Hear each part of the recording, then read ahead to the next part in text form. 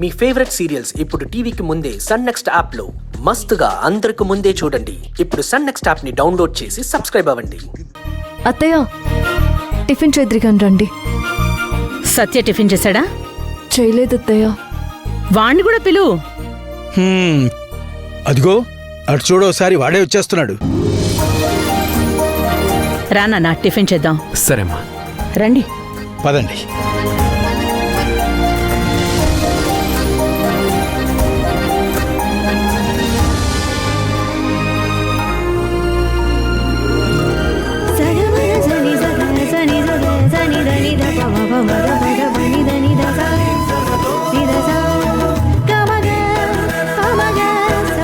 సత్య, మళ్ళీ ఫైనాన్స్ వ్యాపారం స్టార్ట్ చేశాక సొసైటీలో నా వాల్యూ మళ్ళీ పెరిగిందిరా.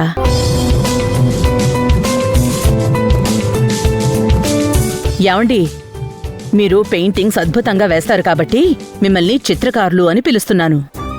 ఆహా, ఎన్నాళ్లకు నేను పెయింటింగ్స్ అద్భుతంగా వేస్తున్నాను అన్నావు మడి. ఉన్నదున్నట్టుగా చెప్పాలి అంటే మీరు మంచి పెయింటరేలేండి. ఇక నా కొడుకు యూత్ లీడర్ అవబోతున్నాడు.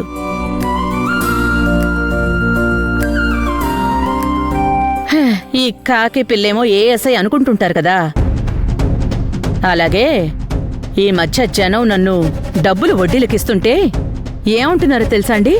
వడ్డీల మనేమ్మా అంటుంటారు. ఊరుకోండి. డబ్బులు వడ్డీలకు తిప్పుతుంటే వడ్డీల మనేమ్మా అనకుండా ఇంకేమంటారు?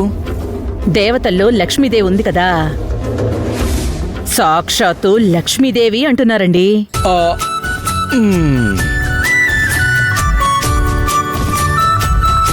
నా దగ్గర అప్పు తీసుకున్న వాళ్ళందరూ చాలా సంతోషంగా ఉన్నారు తెలుసా? అవునా? అవును. మీ అందరికీ ఒక విషయం చెప్పాలి. చెప్పు చెప్పు.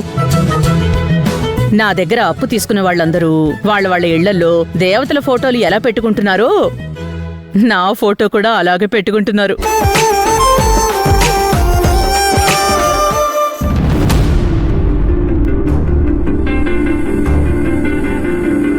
మనమ్మగారు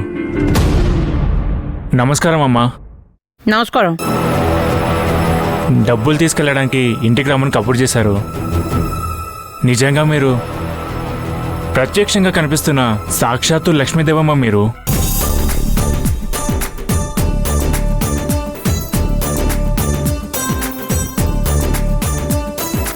అమ్మ, మీరు టిఫిన్ చేస్తున్నారు కదా, తినండి అమ్మా, నేను మళ్ళీ వస్తాను. ఆగాగాగు, నువ్వు మళ్ళీ రావడం నా కోసం టైం వేస్ట్ చేసుకోవడం ఏం అక్కర్లేదు. డబ్బులు ఇస్తాను, పట్టుకెళ్ళు. సరేనమ్మా. మంజు, అత్తయ్య, నా రూమ్లోకి వెళ్ళి కబోర్డ్లో 1,00,000 రూపాయలుంటాయి, తీసుకొచ్చి అతనికి ఇచ్చేయి.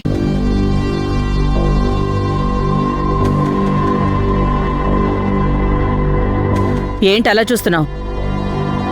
ఇదేంటి అత్తయ్య సొమ్మంతా ఇలా దానం చేస్తోంది అనుకుంటున్నావా? ఇది దానం కాదు. అతను డబ్బుని వడ్డీకి అడిగాడు, మనం అతనికి ఇప్పుడు డబ్బిస్తే అతను మనకి నెల వడ్డీ ఇచ్చేస్తాడు.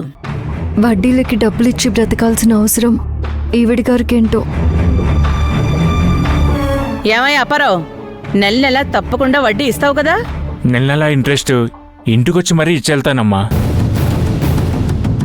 మంజు, రూమ్లో డబ్బు తీసుకురాపో. డబ్బుల మ్యాటర్ కదా అత్తయ్య గారు. అది మీరు టిఫిన్ తినడం అయిపోవచ్చింది కదా. తింటూ ఉన్నాను కదా అని నిన్ను తీసుకురమ్మంటే తిన్న చాలు గాని వెళ్ళి తీసుకురాపో అని నాకు చెప్తావేంటి? అయ్యో, నేను ఆ ఉద్దేశంతో అనలేదు. అమ్మ 2 సార్లు చెప్పింది, వెళ్ళి తీసుకురావచ్చు కదా. సత్య గారు కూడా అర్థం చేసుకోరు. వడ్డీ వ్యాపారం అంటేనే నాకు నచ్చదు. నువ్వేం మాట్లాడకు సత్య, నే వెళ్ళి తీసుకొస్తానుండు. నువ్వు కూర్చోమ్మా, మంజు వెళ్తుందిలే. మంజు, వెళ్ళి తీసుకురాపో. అది కాదండి, తిన్నాక ఇవ్వచ్చు కదా. హే మంజు, తిన్నాకివ్వాలో తినక ముందివ్వాలో నువ్వు నాకు చెప్పక్కర్లేదు. వడ్డీ వ్యాపారం చేసే నాకు అప్పు తీసుకునేవాళ్లే దేవుళ్ళు. అమ్మా, నువ్వు ఆగు. నువ్వు టిఫిన్ తిను, నేను వెళ్ళి తీసుకొస్తాను. మీరేం వెళ్ళకండి, ఆ డబ్బులు నేనే తీసుకొస్తాను.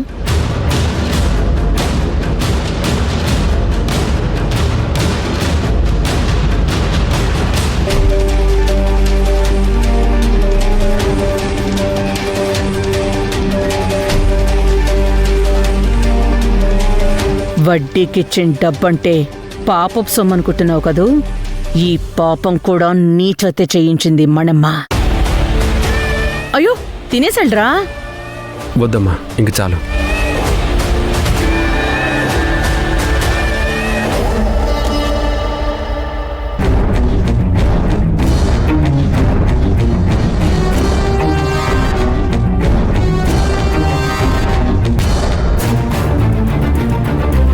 ఇదంతా ఫైనాన్స్ వల్ల వచ్చిన డబ్బే కదా.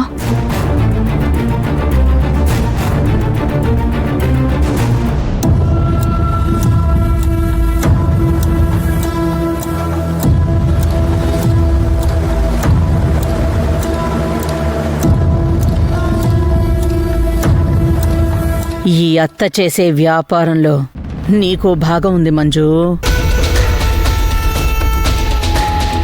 అతనికి ఆ డబ్బు ఇచ్చేసే.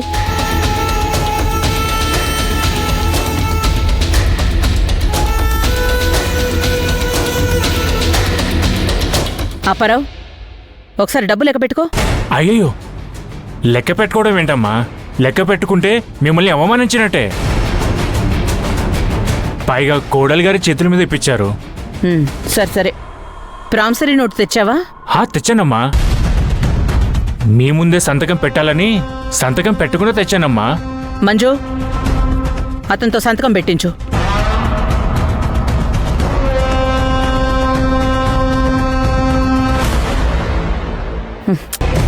ఏంటి ప్రతిదానికి ఆశ్చర్యపోవడాలు, షాకులు పోవడాలు చేస్తున్నావు? అతనితో సంతకం పెట్టించుకో.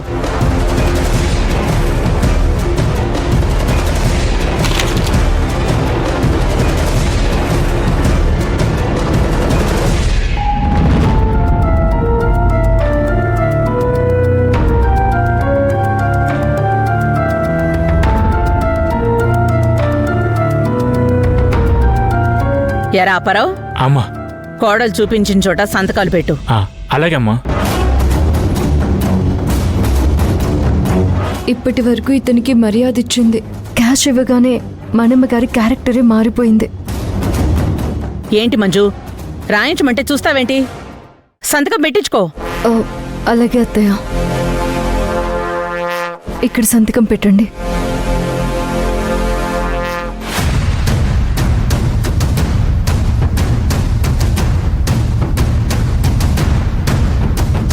రేయ్ అమ్మా, బ్లాంక్ చెక్ తీసుకురమ్మన్నాను కదా, తెచ్చావా? తీసుకురాలేదమ్మా. మంజు, ఆ 1,00,000లో 10,000 తీసుకో. 10,000? దేనికి మనమ్మ గారు? సాయంత్రం చెక్ ఇచ్చి ఆ 10,000 పట్టుకెళ్ళు. అలాగమ్మా. మంజు, డబ్బులు తీసుకో.